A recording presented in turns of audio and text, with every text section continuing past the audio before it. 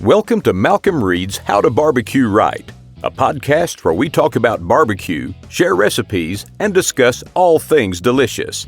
And now, here's your host, Malcom and Rachelle Reed. Hey, welcome back to the How to Barbecue Right podcast show. I'm your host, Malcom Reed, joined by my lovely and talented and beautiful wife, Miss Southern Shell, as always. Shell, day number 752 in quarantine, and I guess it's a Thursday-ish.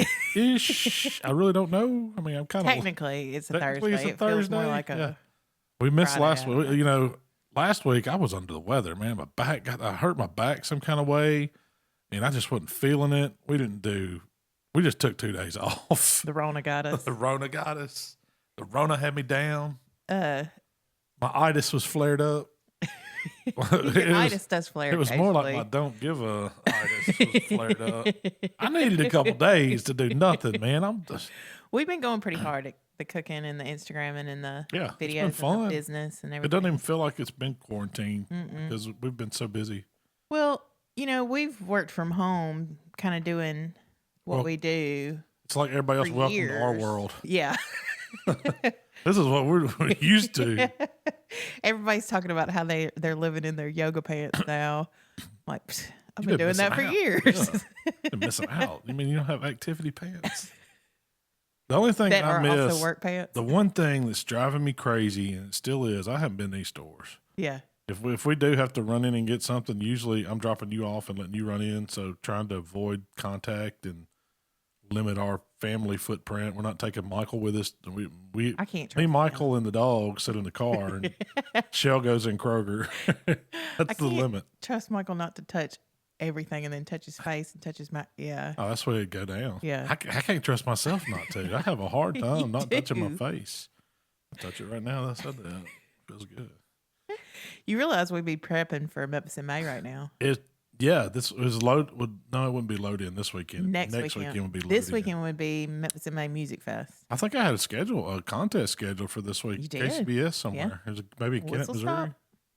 Or it was one of the two. Yeah. Whistle Stop or Kennett, Missouri, I believe. You did. And then I had one scheduled next week for load in. I was going to try to slip over to Arkansas and do one, but didn't happen.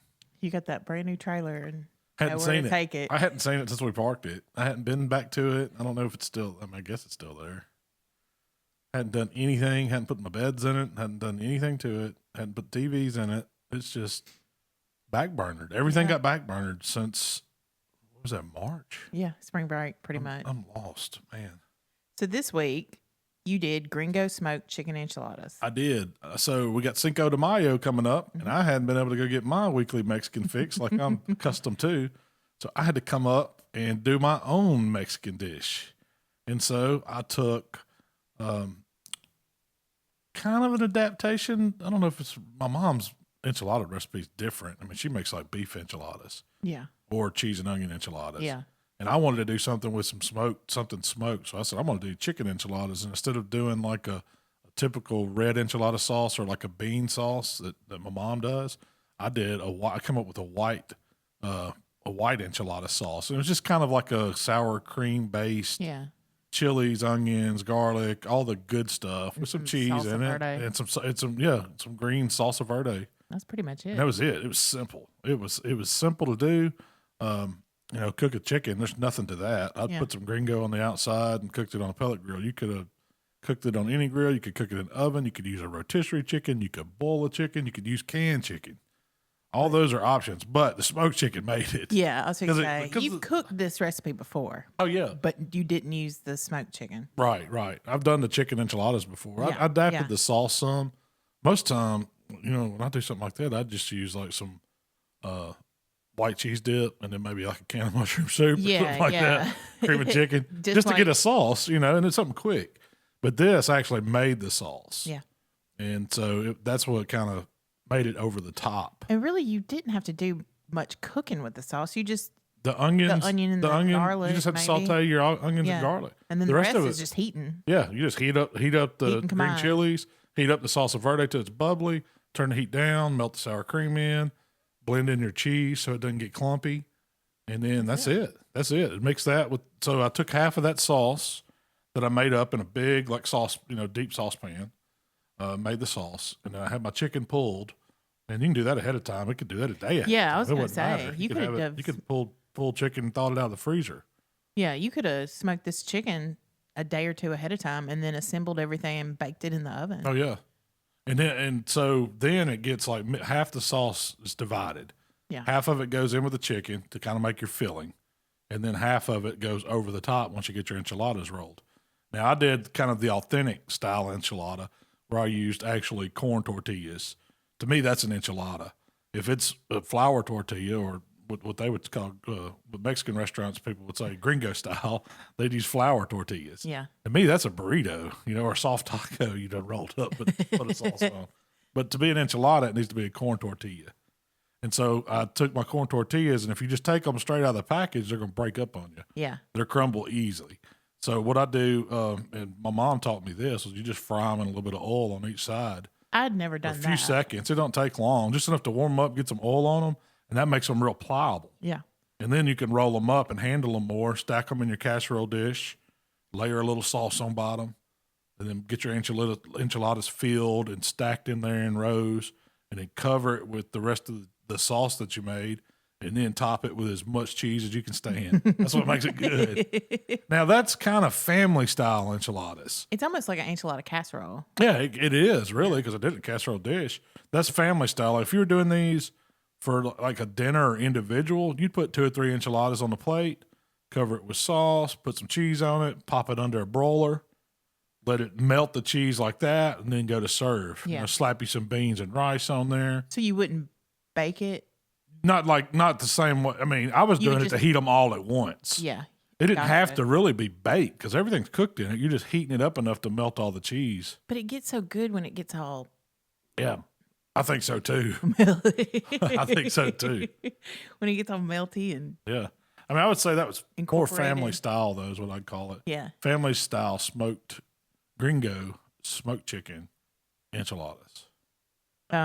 You could thank me for later for that one. It's really good. Kids will love it. You can spice it up all you want. You can add, more heat to it. You could do a lot to make it your own, You cover it in white cheese dip too. Yeah. It's the only thing I was missing. You had said that you used to get enchiladas at Poncho's. That's the first Mexican restaurant I have ever been to. A little bitty kid. I remember going there. It was right across from the Riverside Speedway in West Memphis, Arkansas. I think this was I don't know if it was the original. I always thought it was the original in West Memphis, and it was the best. It's still a really good Mexican restaurant. Yeah, Poncho's is like a Memphis institution. Yeah, and they do.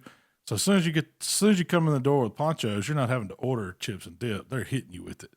You get little cups of cheese dip, these warm, the round tortillas like you get. Yeah, like nachos. Yeah, like nacho style chips. They're warm and in a basket covered up with like a real napkin, and then they give you a little cup of salsa too, and then they just keep it coming. And we always, now when I was a kid, you always had to order off the kids menu, but when you got a little bit older, you got to get the Poncho special. That's the number one thing to order there. It's like a crunchy taco, tostada, enchilada, and rice and beans. I mean, I think it comes with rice and beans. It's been a while since I've been there. But the Poncho special, and they have this other sauce that is awesome. They call it Poncho's green dressing or Poncho's tropical sauce. Yeah. And my mom figured out how to make that too, so I've never gave that recipe. It's like a vinaigrette. It's like a Mexican vinaigrette. Yeah, it's so good. It is good. Sweet, and it's kind of vinegary and tangy, but it's creamy at the same time. I guess the way it gets emulsified. We used it on our turkey tacos that we turned in at Memphis MA last year. That was killer too. They were. I was making, so back during Thanksgiving, we had some in the refrigerator. I was making turkey sandwiches and putting it on there. Yes, that was really good. Smoked turkey sandwich with the Poncho's green dressing. I remember that. Oh. We had some shredded lettuce. Mm-hmm. It was good. But Memphis set a turkey sandwich off. Turkey and it's not just for tacos. So if you've never had Poncho's cheese dip, it's something you gotta try. I think they sell it nationwide now. I mean, it used to be a Memphis thing. Like growing up, y'all didn't have Poncho's at your Kroger. No, I didn't know about Poncho's until I went to college, and some of my friends were from the Memphis area. Oh yeah, man! And they would bring it back, to the dorm or to the apartments. Yeah. And I thought it was the best stuff ever. You can dip anything in Pancho's cheese Man, dip. it's so good. They make a dish there, and it's probably my mom's favorite, but they call it shrimp Veracruz. Ooh. And it's pretty much like sauteed shrimp covered in Pancho's cheese dip, like in a bowl. Do you like put it you on eat a it with shell? tortillas, or eat it with eat it with the chips or tortillas or whatever. I get that one. Is it shrimp governor? Yeah, at the La local Siesta. No, at Guadalajara. Yeah. You got to understand. We've got 5 or 6 different Mexican restaurants now in Hernando, in a town that's we live in a small southern town.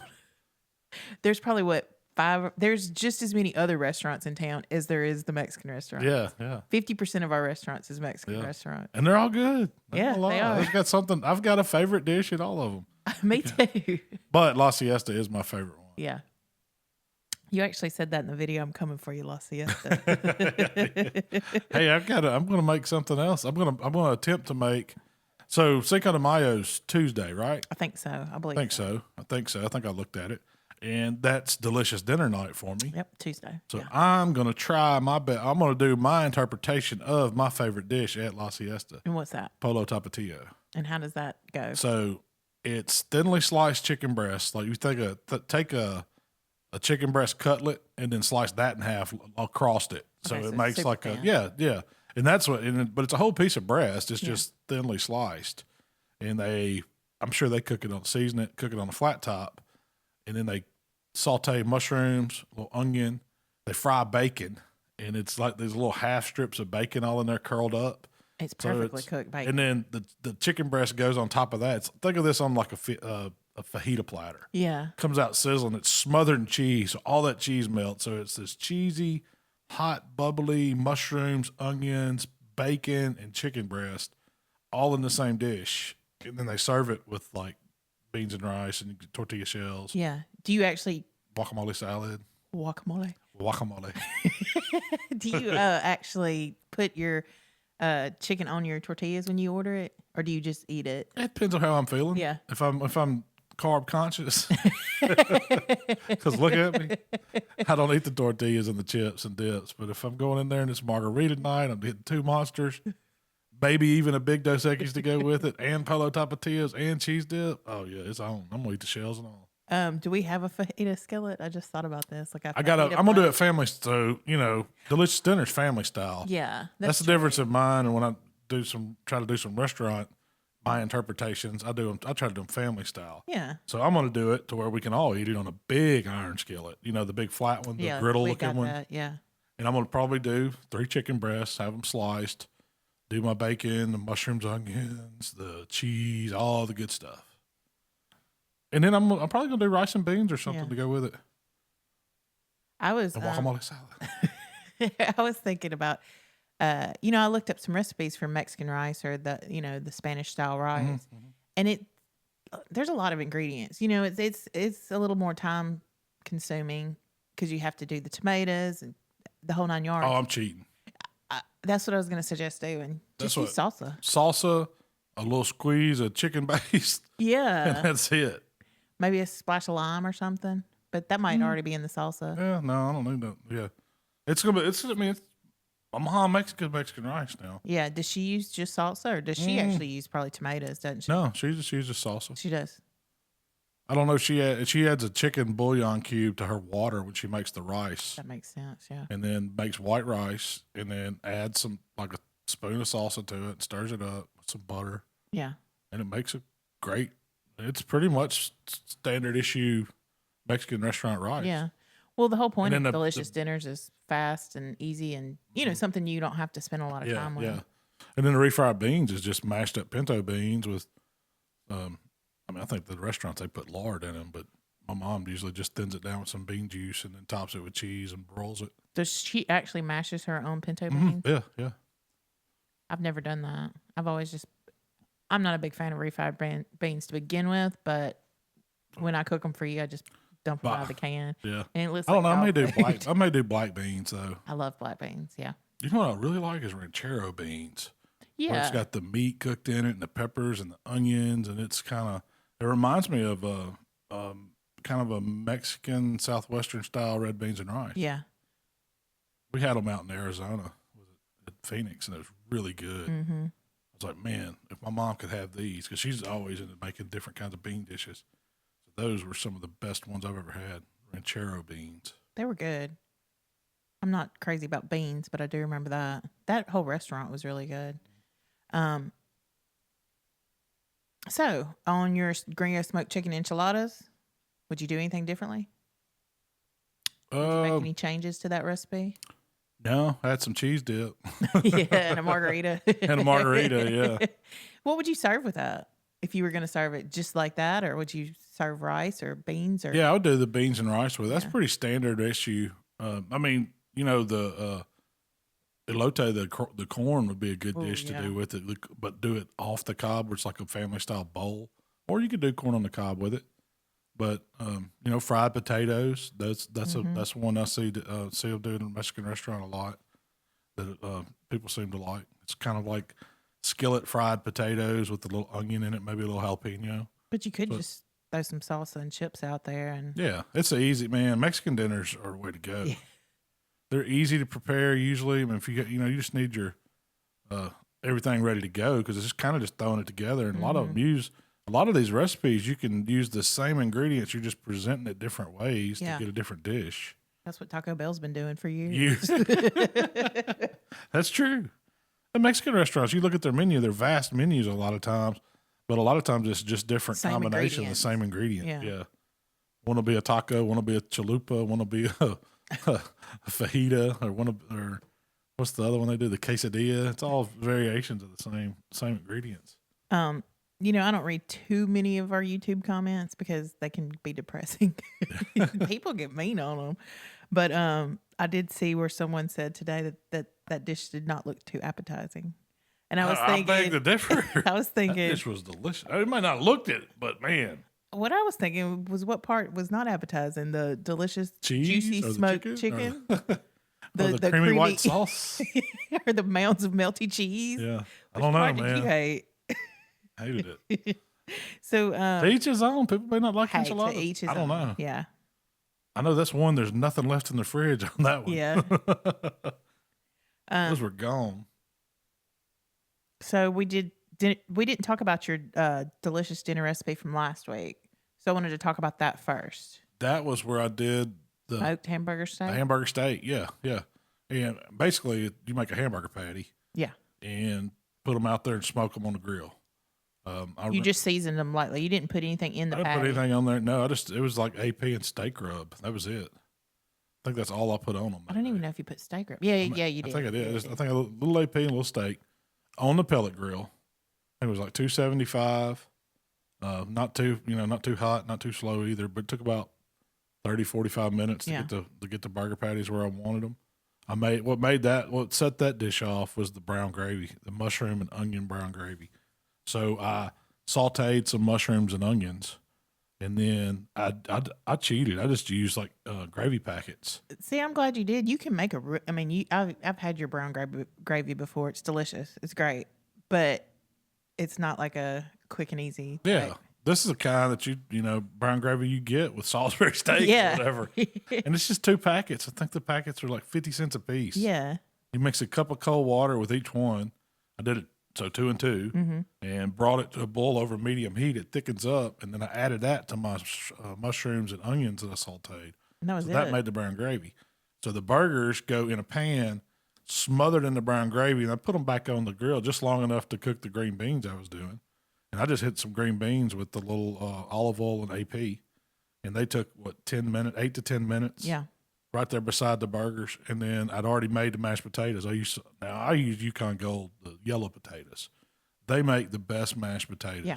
I don't know if it's the starchiness of them or the texture, what it is, but it makes a really good mashed potato. You don't have to add as much other ingredients if you have a really good potato. They're already kind of naturally creamy and almost have a butteriness to them. The Yukon Golds do.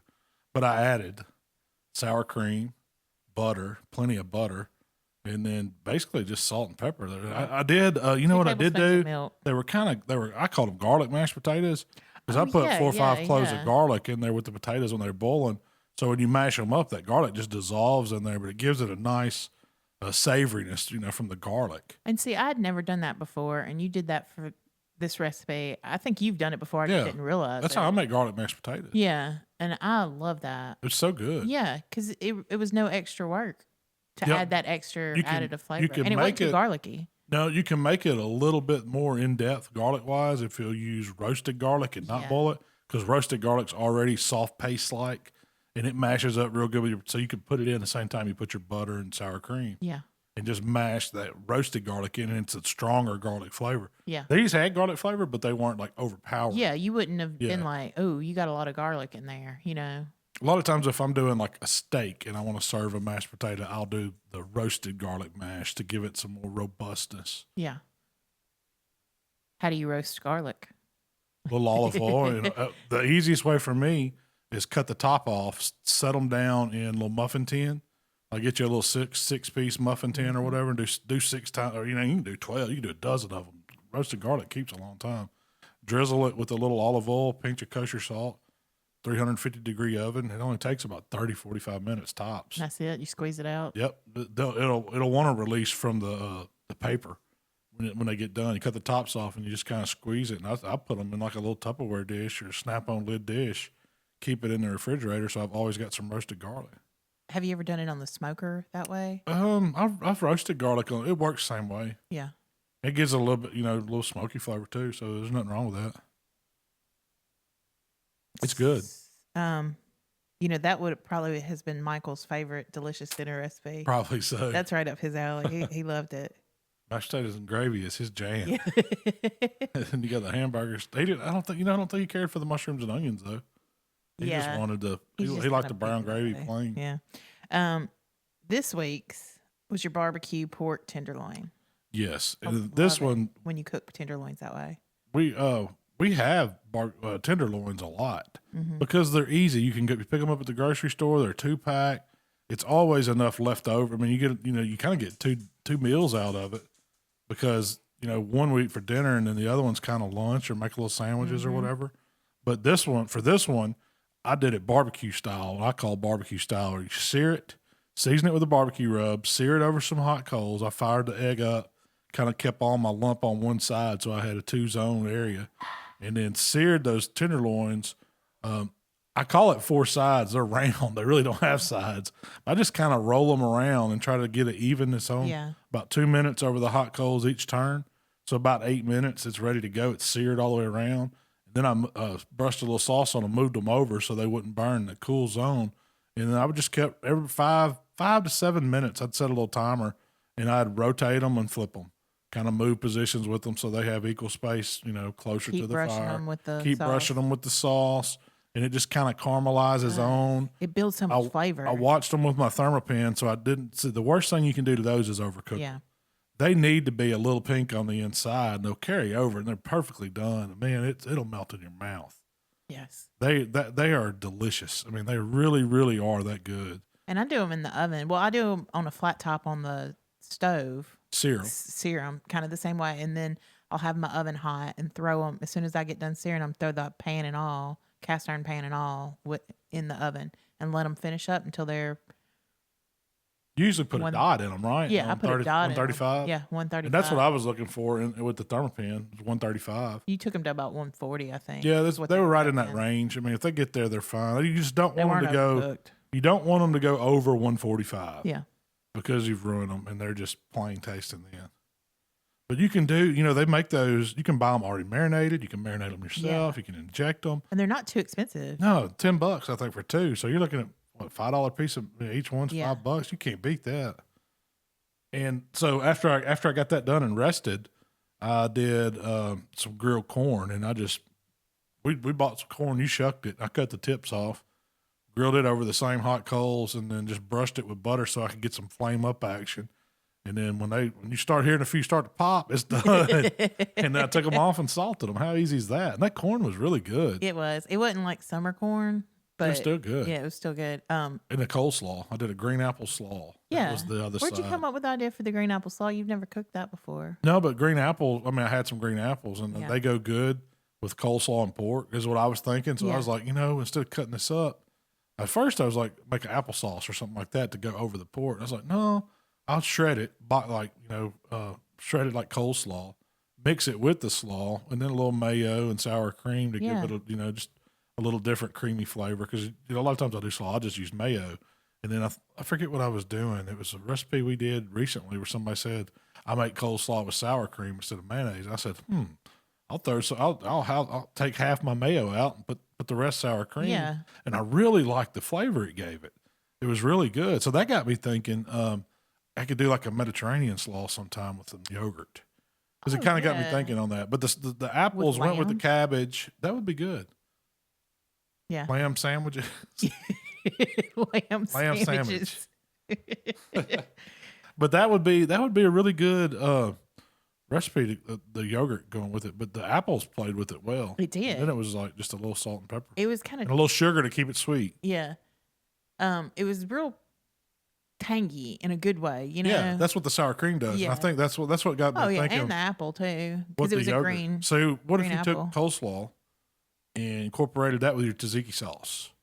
So you use the cucumber in it for some texture, use the yogurt, all those same flavors, and turn that into a slaw. And that would be a really good slaw over some grilled lamb. Yeah. Or grilled beef or grilled chicken or whatever, and pita bread. Oh, I think it'd be really good. Yeah. I'm liking where this is going. I like that. That would go good with chicken. You could, shawarma, all that good stuff. Mm-hmm. Any of that meat would be really good with it. I love that. The yogurt slaw. Style. That's what I call it, a yogurt slaw. Yeah. I'm going to try that this summer. That sounds really summery to me. Yeah. You know? And that's my kind of food right there. I love it. Pita bar. Yeah, a pita bar. And when you grill your vegetables, you grill squash and zucchinis. They're so good.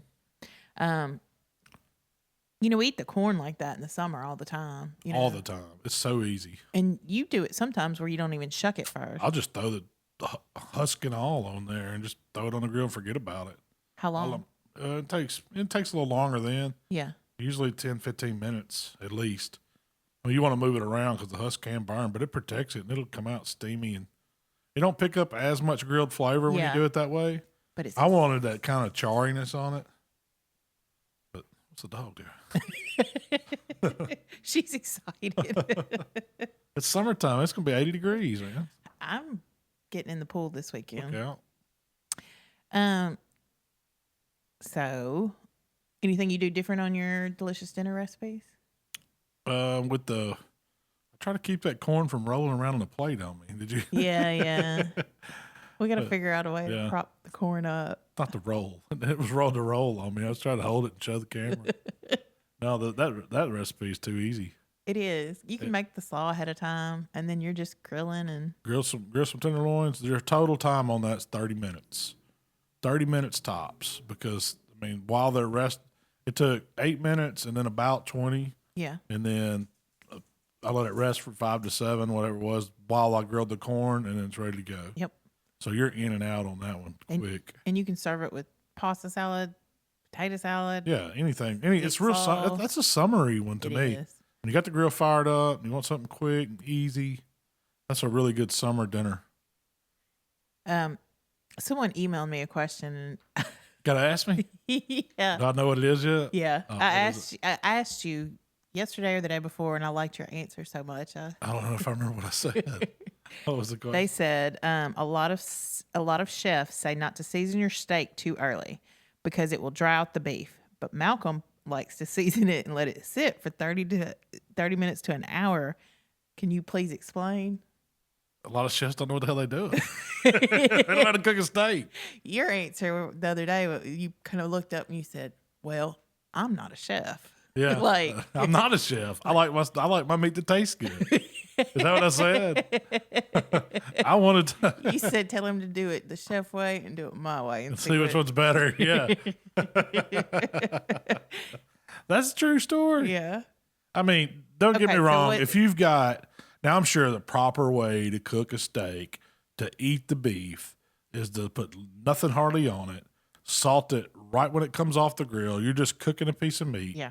Maybe some black pepper that I've seen them use, and rub some garlic on it or something, but not even, and that's it. It's always that. And then they cook it, usually not char grilled, like I like to cook a steak. They're doing it like in a pan and then in the oven or in a salamander with a super high heat, so they get the crust on the outside. And then they bring it out and they'll salt it and maybe put some butter on it, and that's it. And that's fine. If you like to eat beef like you taste the beef is great. But I think I'll put my no hands down cooked on a Weber grill ribeye up against any of those any day. And I've yet to find a steakhouse that's cooking them as good as we can cook them now. I agree. It took years to get to that. I didn't always know how to cook good steak. Yeah. But now I more often find myself disappointed when I go out and spend $100 on a steak dinner as to what I'm cooking from a Kroger ribeye I pick up and I'd season up at home. Yeah. And cook over charcoal. There's something about charcoal. Yeah. I like going to a steakhouse still, don't get me wrong. I go to a steakhouse, I order steak. I like to drink wine and, have all the stuff that goes with it and somebody waits on you and all that. But is it as good as a steak that I'm going to grill? Heck no. And I think anybody can grill a good steak like that at home. It ain't just me. I'm not a chef. I'm not saying that. But there's a lot, it just don't compare. I grilled a steak for you Friday night. Hey, there's more than one way to skin a cat. Yeah. You weren't feeling that great, so So you went out and fired up the grill and cooked the ribeye, and I told you, I said, this meal right here I've paid $100 for a steak dinner that was nowhere close to what you made with the asparagus, the mushrooms, the steakhouse baked potato, loaded. And a ribeye that you couldn't finish. It was just, and that you probably had $20 in that meal, maybe, plus your love and time and care. I went all out. It was very good. It was good. I was impressed. I didn't know you could do the full blown. I know you could do like some of it. Yeah. Yeah. Like the potatoes, the asparagus, all that. You just showed salad. up at the table and sat down, and it was. Yeah, but you had it spread out. You had the water pitcher going, the little sour creams and the butters and the little scoops. I did. I scooped them and then froze them, so they were little balls. Yeah, perfect little. Yeah, had butter and sour cream. Had the real napkins out, the cloth napkins, not a piece of paper towel. Steak knives. I had fun doing it. A water glass and a wine glass. Yeah. It was nice. Shell Steakhouse. I like it. I can get used to that now. Well, is that what you're cooking for me tomorrow? No. I'm going to do smoked chicken salad tomorrow night. Okay. That sounds good too now. That's Shell's chicken salad. Mm-hmm. Shell's smoked chicken salad. I like that. So I'm going to bring up a topic you do not like to talk about. What is it? Cooking fails. Or you can also call them nailed it. Nailed it. I think you have more of these than I do. I can't argue that fact. I really think so. Now, I have had my share. I'm not going to lie. I'm not going to sit here and tell anybody that I've never screwed something up royally, because I have a lot. A lot. Can we tell you the first one I put down on my list? What? Do you remember the first whole hog y'all cooked? I had, when you mentioned we were going to talk about this, I jotted that down. Do you know the first time I ever cooked a competition whole hog? Yeah. That you were kind of the captain of. Yeah, it was killer hogs. You've helped out with other teams to learn how to cook hogs. Yes. Yeah. But the first time you boys got your own hog. I finaled that day with that hog. Because there was 3 people. They didn't have any choice. They probably went back and talked like, man, I really don't want to give that guy 3rd place. I wish you could still find pictures of that hog. So first off, we didn't have a cooler, a vessel, a tote of big enough to hold a hog. So we had to go. When you pick up the hog from the butcher, you got to keep it Put cold. it in. Yeah. And we tried to keep it cold. Well, we got this big plastic, I don't know if it was a watering trough or something you haul mulch around on or what it was. But that's what we put our hog in. And then we covered him in plastic wrap. Some of his feet were hanging out and stuff. And we put bags of ice on top of him. And then we put him in my mom's dining room. Did you really? And it stayed overnight because we had to pick him up the day before as we were driving to Arkansas with him. So he spent the night in my mom's dining room. No, this is before camera phones or anything. Yeah. We may have had some of them on disposable cameras. Yeah. And there were some pictures of that. And so we put the hog in there in the floor of the dining room in my mom's house, right inside the front door of the dining room. The next morning we got him out. It was cool. It was springtime. And so we drove him, put him in the back of a truck, drove him to Helena, Arkansas. Because this is when we were just kind of dating. Yeah. We didn't have a hog grill. We borrowed. It was a Meadow Creek, wasn't it? No, it was a homemade version of something like a Meadow Creek that would not hold heat or anything. And barely this hog we wanted a 150-pound hog, but I think it was like 119, 120. It was a little hog, yeah. It was small. And he barely fit on this grill we had, but you had to constantly feed it. I bet we burnt a pallet of charcoal trying to keep that grill warm enough to cook this hog. Did y'all trim it? No. We just put it on there. The Andy who brought the grill had a hog baste that he made up. Must have been a week or two ahead of time. And just like, come to find out, he had let it sit up on his outdoor deep freeze, like on top of it where the cat hangs out. And it just stayed up there loosely covered with foil for several days. I guess to ferment. I don't know what he was thinking. If he was letting it steep, but this was our hog wash. And so we got the hog on there. We didn't know how to trim a hog. We didn't have a needle big enough to inject the hog back then. We covered it in whatever rub we brought. This is before we just had this hog, rubbed it down.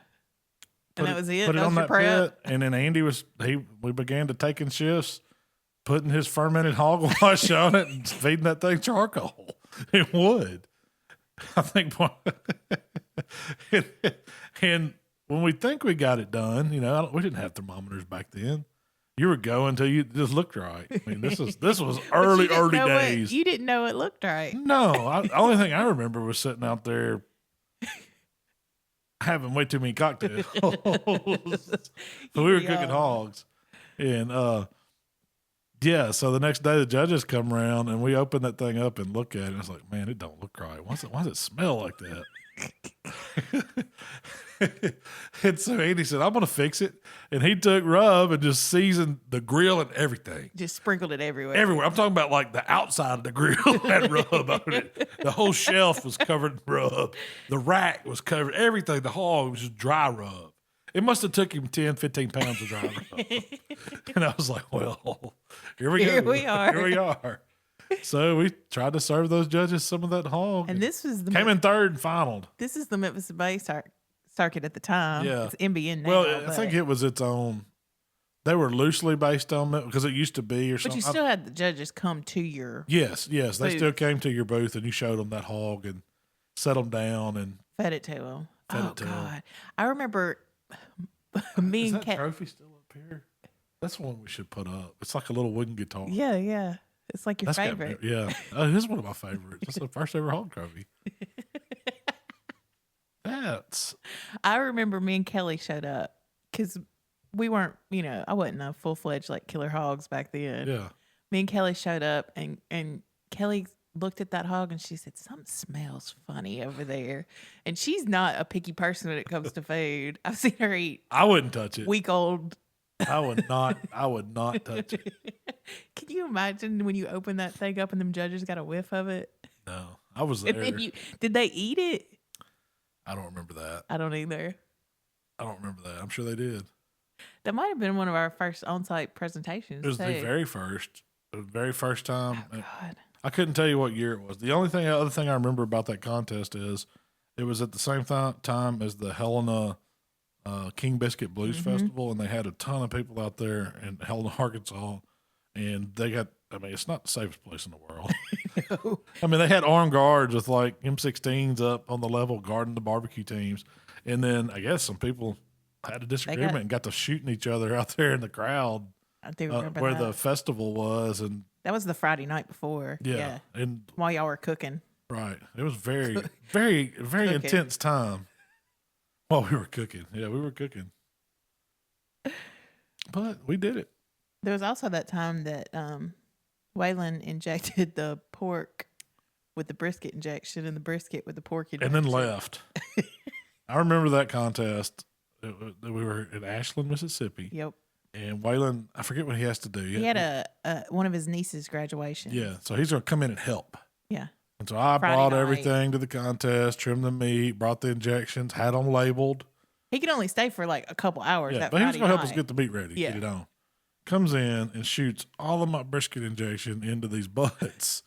And then, I don't know if before he realized it or what, he ends up shooting all the pork injection in the brisket. and then leaves. We did not do well. I got to call and brisket that contest though. See, that's something else I wrote down here too. Of all the fails of barbecue fails I have, I've managed to turn those into positive results a lot of times. So I've got a lot of barbecue fails, but they end up turning into positive results if you Give know me how an to. example. Bob's brisket. Yeah. Where his wife pulled the brisket off the cooker and threw it at him. And when I got there the next morning, he was sleeping on the brisket wrapped up like it was a pillow on the trailer floor. And we took that brisket, put it back on the pit, warmed it up, sliced it up, got second place. Y'all didn't know nothing about cooking no brisket. No, we did not. Had no business cooking brisket then. No business. Hey, there's only one way to learn. It's only one way to learn. That's many briskets ago. I've messed a lot of brisket up. I mean, that's one of the trickiest pieces of meat to learn to cook to me. Yeah. And it's really not hard, but just when you think you've got it, that one doesn't turn out. Yeah. And I've done it all the time. I mean, brisket's about time. It's about steady temperature. Then it's about resting it a long time. And after that, once you get that down, you can cook a pretty good brisket. The hardest part for a lot of people, and was for me, was to let it stay on the pit long enough to get done.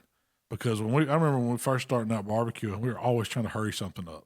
Whether it was brisket or ribs or pork butt or whatever, nobody wanted to make wait. your turn-ins, or well, not just for comps, just for if we were cooking for get-togethers and stuff. Yeah. We were always crunched for time. We didn't give ourselves enough time, or You probably got it on we didn't. late. Yeah, got it on you're late. cooking off, yeah. Didn't give enough fire the whole time.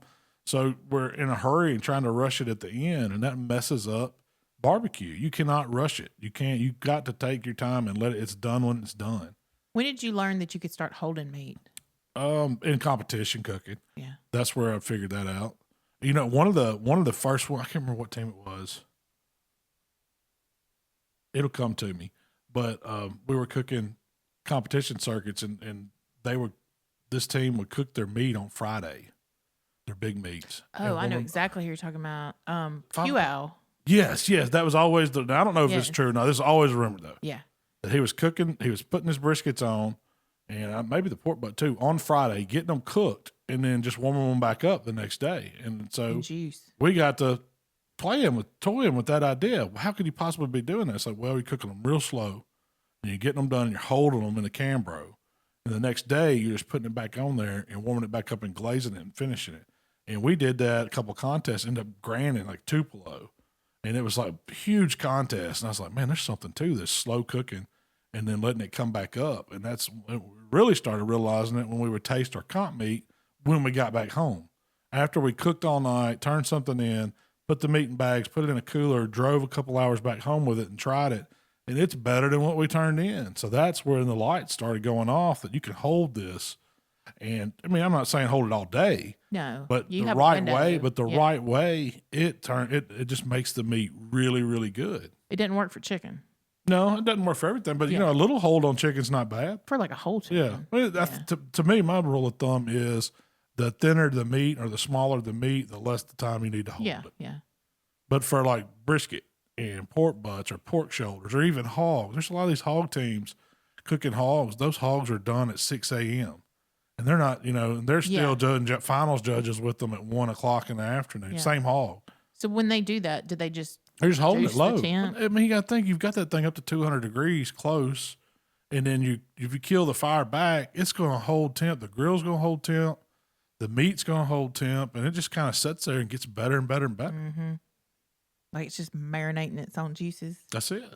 Soaking them back up is what I say. I don't know if it really is or not. I don't know the science behind it at all. I mean, there's something to cooking process, pushing moisture out of meat, outside, out to its outer edges, and then stopping that and just letting it calm down to where that meat just wants to go back, the juice wants to go back in it. Yeah. And so that's kind of the simple version of what's happening. And it makes it really, really good. Some other fails.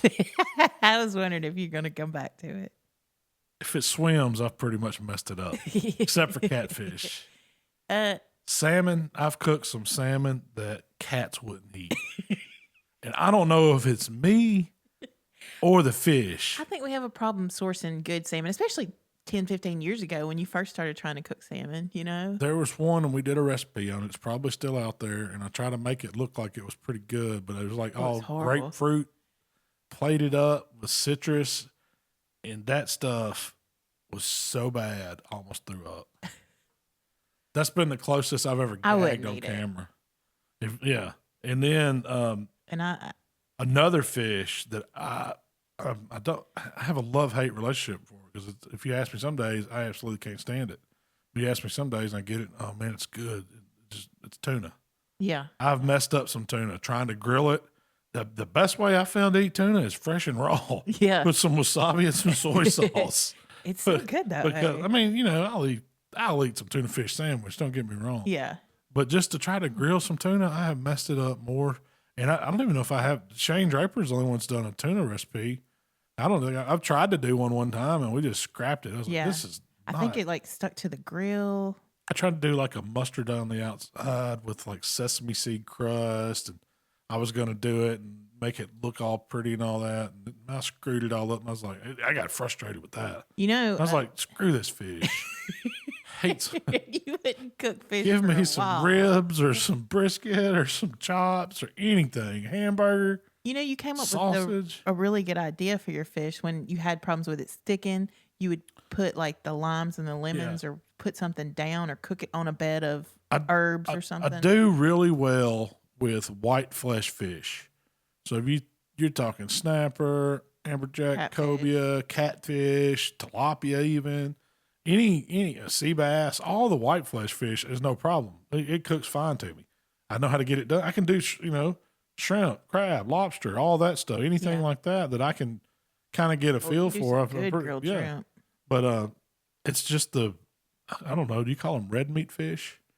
What is salmon, tuna, and all that considered? I'm just not a fan. I'm just not a fan of it. I'm just not. Well, you don't like it when other people are cooking it either. I don't like it when I go to a restaurant. It's very rare that I've had some. Now, I've had some good smoked salmon that I like, but I've had some that's too fishy too. Yeah. So, and I actually have that on the list coming up to try to do some applewood smoked salmon. I would love it if you. But it's something I got to work on, because I can't plan to like say, oh, I'm gonna do this video and I got this recipe, and it turns out I might be nailed it. Yeah. The beer can turkey, where you bought the big. Oh man, do you remember that? The Foster's oil can turkey. I didn't have that on here, but I screwed that up one Thanksgiving, it was a Thanksgiving recipe. And man, I was cooking it on the old hickory, wasn't it? And it started out, it set up on that can, looked so good, and the skin was right, and it was getting closer. It was like probably had another hour or so left, and it was rocking. You were feeling very confident. Had this turkey nailed, and I come back, and that joker is as dark as this microphone. And I'm like, what the heck did I do? And I'm still to this day don't know what happened. But we could not use that video because the turkey was jet black. I mean, but the meat, the turkey, that meat itself was delicious. We just had to pull the skin off, but I screwed that one up. I think I'll be the first. Do you think it's maybe a bad wood? I don't know what did it. I honestly don't. I don't know if the heat got away from me for a second, but it was on the old hickory. I didn't like it. It wasn't on the drum or something. Yeah, that was just and I hadn't went back and tried to do that. I need to. Yeah, because that was a good idea. To revisit it. Because the beer can chickens, that's something we hadn't cooked in a long time, is beer can chicken. Yeah, it's been a while. Yeah, it's always good. It's so easy just to lay a chicken in there on his back. Yeah, yeah. Another one that I wrote down that I really screwed up, we tried to do some meatloaf with some deer. And I don't know if I didn't add enough fat to it. Do you remember that? No. There was the ugliest. Was it for a recipe, or were we just cooking? No, we were just cooking meatloaf. Yeah. Like we was going to have our dinner meatloaf, and it was. We just used ground deer. Was it something we had processed ourselves? Yeah. We ground it ourselves. That's why. It was man. I hadn't made deer meatloaf since. That if I make something and it just gets a bad taste in my mouth, you're done. I'm almost done with it. Yeah. Do you have any of my nailed it's on there? I didn't write anything. Normally, I'm not gonna pick on you. There was one time when I tried to do chicken and dumplings. And my dumplings, I didn't get my dumplings to the right consistency. Now I use store-bought dumplings. They're so much easier. It makes things so much faster. But the way my grandmother taught me how to make dumplings was you make your dumplings. But I didn't get it to the right consistency. And when I dropped it in my hot chicken broth, it turned to porridge. That's what I was going to call porridge. it. So that's the first time I ever ate porridge. Chicken porridge. It was delicious. Chicken porridge. There was no dumpling. It was just... It was all one texture. Yeah. It was like cream-o chicken. No noodles, no nothing, no dumpling, no... Did you... Cream-o chicken. Did you eat it? Do you remember that? Yeah, You did. I did. That was like the first thing you ever like made for me. I think. But it wasn't. It didn't. Like turn invited to me porridge over. Invited me time. over to. You were living with some other people then. They were gone or something. You were gonna make me dinner, and so But I that showed not up. that night. It turned out. Oh, it did that night. Yeah. I remember. It's been a couple. That and if I had to pick one dish that is the absolute worst thing that you have ever made, you know what I'm going to say. Is it mayonnaise and Mayonnaise tilapia. I actually got that recipe out of It the old was- cookbook.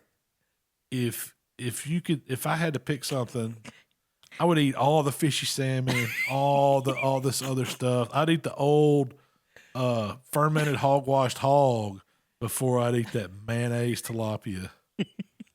Oh God, that's just I was I'm gonna like, have to go. I was like, mayonnaise and fish sounds good. Let's try it. Not sound good. Do you know those old Southern cookbooks? Like they have a spiral bound.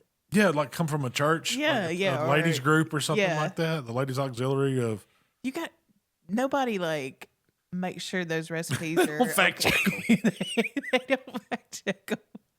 you get Aunt Edna's fish surprise, and then you thought it sounded good. That's the problem. Well, Aunt blame- Edna I can't steer you wrong. I can't blame it Edna for that one.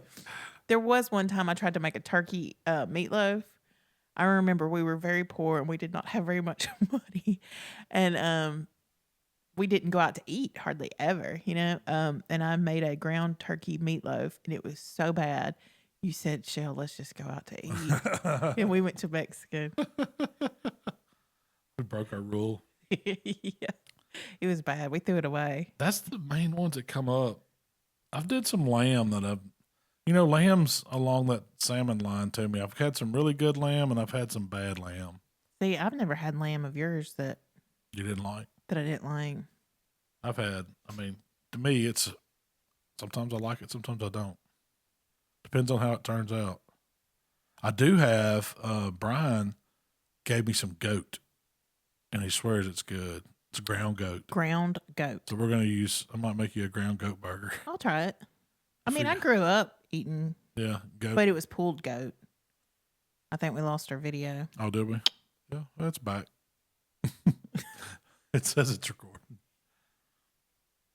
But, Any other major nailed it? yeah, another comp one. And this is another me and Andy story where he ruined my mama's good turkey frying pot making beans. For some reason, he thought he could make What kind of beans? Like baked beans? baked bean, barbecue beans, and we was going to make it at a contest to serve to everybody. And the only pot we had was this turkey frying pot. And so he dumped, I don't know how many number 10 cans of beans off in there and then put it on a fish burger. And walked away, probably. Yeah. Got And distracted. we had probably, no joke, 6 inches of black burnt beans on the inside of that pot. And I told him, I was like, man, what you did to my mama's pot, man? I borrowed this, And he worked and worked and worked. I think he ended up trying to get it pressure washed, and it just made holes all in the bottom of the pot. Did you have to buy your That was a mom fail. Did you have to buy your mom a new pot? I don't remember. She usually keeps up with those type Yeah. of things. I don't know if I did or not. It wasn't one of those. It was a cheap Yeah. turkey frying pot. You should have never been making beans in it. As many aluminum pans as we had. Why he thought he could warm up some? He was making speed beans or something like that. I got to get them done fast. Baked beans. I got a recipe. Trust me. It's like, okay, you do you, man. You also had a recipe for that hog. Yeah. Oh, Well, Malcolm, that's about our time. What do we have coming up? We're going to be at home. Got more of being at home, cooking. I've got some other stuff online. I got my polo tortillas. I'm going to do. Yep. I'm probably going to do next week. Going to do some burgers. I'm thinking of patty melt, man. I hadn't had a. When's the last time you had a good patty melt? I hadn't been to Whataburger in a while, and Yeah, they have a good one. That's the one I'm going to go for. That's the mushrooms and the onions and the cheese. Do a patty melt. I've ordered me one of those little burger topper things. I'm gonna break out my the grate, the flat grate for the grill grates. The grill grates, the new one. Yeah. Put it on probably the PK or something, and do some patty melts. What are you gonna serve with it? Is it just patty melt? Yeah, you can serve whatever you want with it. Yeah. No, I mean fries. What goes with it? Fries. That's what I think of. When I think of the Whataburger, that's how I always get a patty melt with fries. You can do fries on that. Yeah, pellet grill. Do fries. Any other recipe ideas? Any recipe plans you're working? I want to do. Well, we've got an event we're cooking, and I'm thinking about doing a little, cooking for the masses style video, where show you we're going to load up the big old hickory and cook 30 or 40 butts at a time, and because I got a graduation thing, it's a little special event for some seniors or something that we're doing some food for. Yeah, and then try to order hog and do a running hog video around Memorial Day. I love that idea. So that's the only thing that's fresh on my mind right now. I'm sure I'll be doing some more dinners. Yeah. And you keep saying you're going to do that one chicken recipe where you the old skinless I've thighs. got some in the freezer. I keep waiting on that one. I might have to do that for something coming up. Yeah, it might just be Instagram day or something. Yeah, I love that chicken. Yeah, it's good. What does Eddie Reed call it? Burn up chicken. Burn ass chicken. That's what wins every time. Wins every time. Just burn it up good. It's pretty much char grilled chicken. Yeah. Thighs, boneless, skinless, and I give them the same treatment as I gave those barbecue tenderloins, because I marinate them in Italian dressing and then overnight usually, and then grill them hot and fast until they're charry up. And as they get done, have a pan of barbecue sauce sitting over there and throw them off in that pan. When I get the pan filled up with chicken, I start putting them back on the grill and letting that sauce caramelize up, moving them around. It's some old. I love them. It's good. You're working the grill cooking that chicken though. Yeah. It's like some old school grilling. That's why I like it. Action. It's got that taste, that old school it does. taste. I like thighs. It does. It's really good. You got to have the cheap sauce and stuff. You can't use all the good stuff, You got to do cookies or something. That's about it. Sweet Baby Ray's. Crap. It's starting to get warmer weather, so we'll be doing some more grilling. Yeah. I want to do some chicken wings. I got an idea for some smoked chicken wings. Yeah, getting them. I was checking in on getting them. That grande chicken turned out so good. I want to do some wings, some whole wings with the grande on it, because I've never done that, just the Mexican season. I pulled a little piece of the wing off that whole chicken. Yeah. And took a bite of it. I was like, I want you to make some grande Gringo chicken wings. It was good, wasn't it? Yeah. Well, I might do that. I might do half grande Gringo and half buffalo. Yeah. Sounds good to me. Where can I find a show? If you'd like to connect with Malcolm, it's HowToBBQRight on Facebook, Instagram, Twitter, and of course YouTube. If you'd like to connect with me, it's Miss Southern Shell on Instagram. Hey, we appreciate y'all hanging out with us this week, and we'll do it again. Yeah, stay safe out there. We'll do this again next week and the next week and whatever day tomorrow is and all that good stuff. We'll see y'all.